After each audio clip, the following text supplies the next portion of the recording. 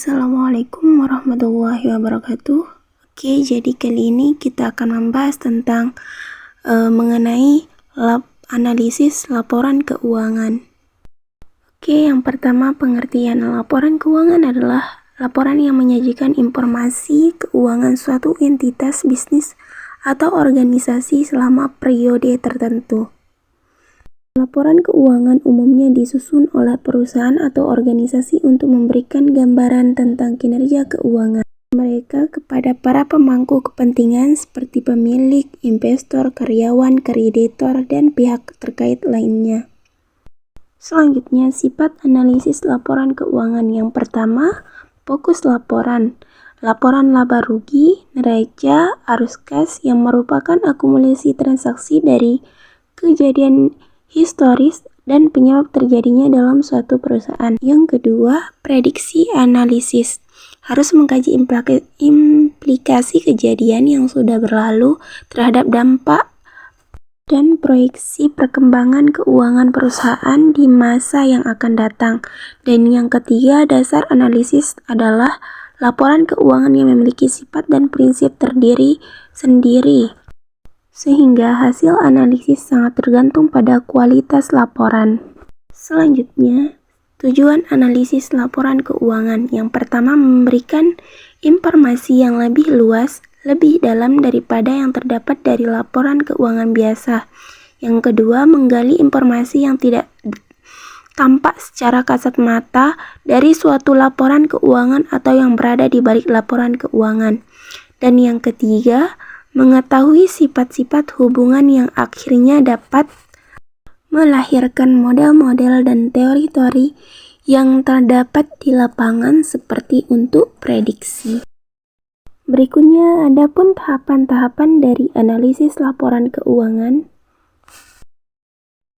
yaitu yang pertama, analisis komparatif laporan keuangan, yang dimana analisis ini adalah teknik analisis yang dilakukan dengan cara membuat perbandingan antar elemen atau laporan keuangan yang sama untuk beberapa periode yang berurutan.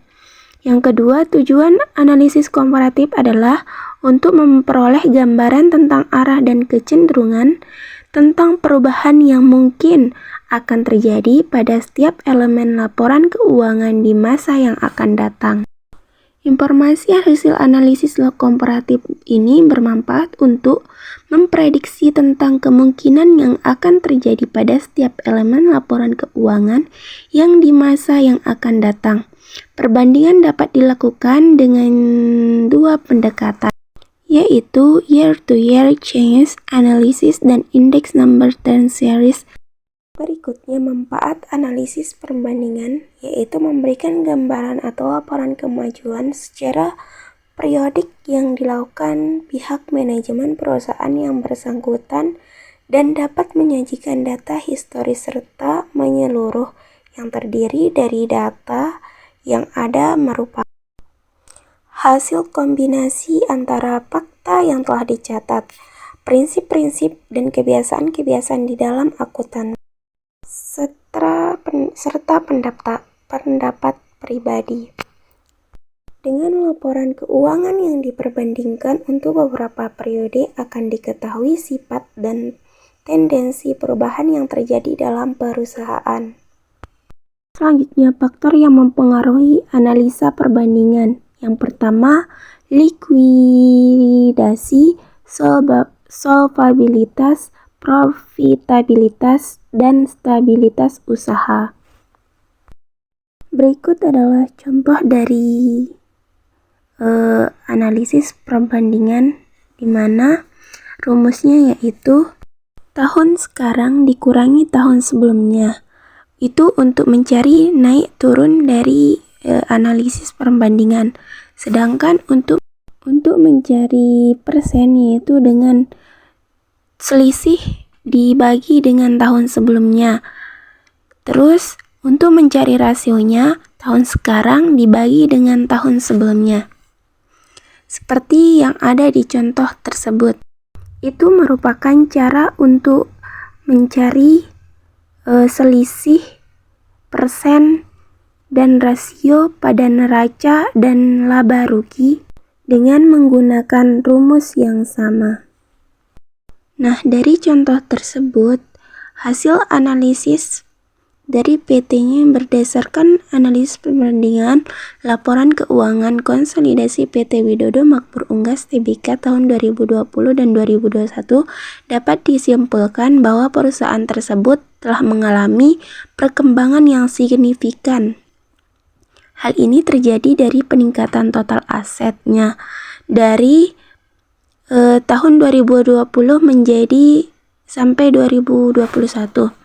Peningkatan total aset ini didorong oleh peningkatan aset lancar, yang dimana peningkatan aset lancar ini terutama disebabkan oleh piutang usaha pihak ketiga.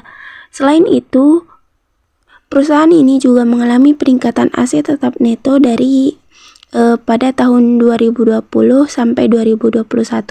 Peningkatan aset tetap neto ini terutama disebabkan oleh peningkatan aset pabrik dan peralatan terbesar dari perusahaan tersebut. Nah, itu adalah contoh dari analisis perbandingan. Yang kedua yaitu teknik analisis tren, yang dimana dalam melakukan analisis yang penting adalah memahami makna dari hasil perhitungan. Arah tren rasio dari suatu pos laporan keuangan menunjukkan suatu kecenderungan, bisa merugikan atau menguntungkan perusahaan. Analisis tren untuk melihat kecenderungan perkembangan perusahaan selama periode tertentu yang sudah berlaku dan periode yang akan datang. Analisis tren bertujuan untuk mengetahui tendensi atau kecenderungan keadaan keuangan suatu perusahaan di masa yang akan datang, baik kecenderungan naik, turun, maupun tetap. Langkah-langkah analisis indeks, yang dimana yang pertama, menentukan tahun dasar atau pos-pos laporan keuangan tahun dasar dicatat sebagai indeks 100. Yang kedua, menghitung angka-angka indeks tahun-tahun lainnya dengan menggunakan angka pos laporan keuangan tahun dasar sebagai penyebut. Yang ketiga, memprediksi kecenderungan yang mungkin bakal terjadi berdasarkan arah dari kecenderungan historis pos laporan keuangan yang dianalisis. Yang keempat, mengambil keputusan mengenai hal-hal yang harus dilakukan untuk mengantisipasi kecenderungan tersebut. Berikut adalah syaratnya. Yang pertama, prinsip-prinsip akuntansi yang digunakan pada waktu melakukan pencatatan akuntansi dilakukan secara konsisten dalam 1 tahun yang bersangkutan. Dan yang kedua, angka indeks memiliki satuan persentase persen, namun dalam praktiknya jarang atau hampir tidak pernah disertakan. Berikut adalah contoh dari analisis teknik analisis tren, yang dimana di sini terdapat ada 4 tahun, yang dimana 2018, 2019, 2020, 2021. Nah, untuk mencari yang di samping itu, tren dalam presentasi itu, yaitu dengan membagi 2018 dibagi dengan 2018, yang dimana 2018 ini adalah tahun dasarnya, lalu dikali dengan 100. Begitupun dengan 2020, 2021, yaitu 2020 dibagi dengan 2018 lalu dikali dengan 100%. Maka akan muncul hasilnya di samping tersebut. Itu merupakan rumus dari analisis tren. Ini merupakan cara untuk mencari neraca dari perusahaan tersebut dan mencari laba ruginya. Merupakan mempunyai rumus yang sama juga. Nah, berikut ini adalah contoh dari hasil analisis tren tersebut, yang dimana PT tersebut mengalami perkembangan yang sangat signifikan dalam kurun waktu 2 tahun terakhir, yaitu dari tahun 2020 hingga 2021. Hal ini terlihat dari peningkatan total aset dari tahun 2020 dan tahun 2021. Peningkatan total aset ini didorong oleh peningkatan aset lancar dari tahun 2020 sampai 2021. Peningkatan aset lancar ini terutama disebabkan oleh peningkatan piutang usaha pihak ketiga. Sekiranya begitulah contoh analisis tren tersebut. Selanjutnya, tahap yang ketiga yaitu analisis COMSIZE, yang dimana analisis COMSIZE ini adalah teknik analisis yang dilakukan dengan cara membuat perbandingan antara suatu elemen atau laporan keuangan tertentu sebagai komponen dari elemen yang lain pada laporan keuangan. Tujuan analisis ini adalah untuk mengarah gambaran tentang komposisi dan proporsi investasi pada setiap jenis aktiva, struktur modal dan perusahaan, dan distribusi hasil penjualan pada biaya dan laba. Informasi hasil analisis ini bermanfaat untuk menilai tepat tidaknya kebijakan operasi, investasi, dan pendanaan yang diambil oleh perusahaan di masa lalu serta kemungkinan pengaruhnya terhadap posisi dan kinerja keuangan perusahaan di masa yang akan datang. Suatu neraca yang disusun per komponen dapat memberikan informasi sebagai berikut. Yang pertama, komposisi investasi aktivitas suatu perusahaan. Selanjutnya, rumus menghitung analisis COMSIZE. Yang pertama yaitu menyatakan total aktiva, total pasiva, serta total penjualan neto masing-masing dengan 100%. Yang kedua, hitungan rasio dari tiap-tiap pos atau komponen dalam laporan tersebut dengan cara membagi jumlah rupiah dari masing-masing pos aktiva dengan total aktivanya, jumlah rupiah masing-masing pos pasiva dengan total pasivanya dan masing-masing pos laba rugi dengan total penjualan netonya dikalikan 100%.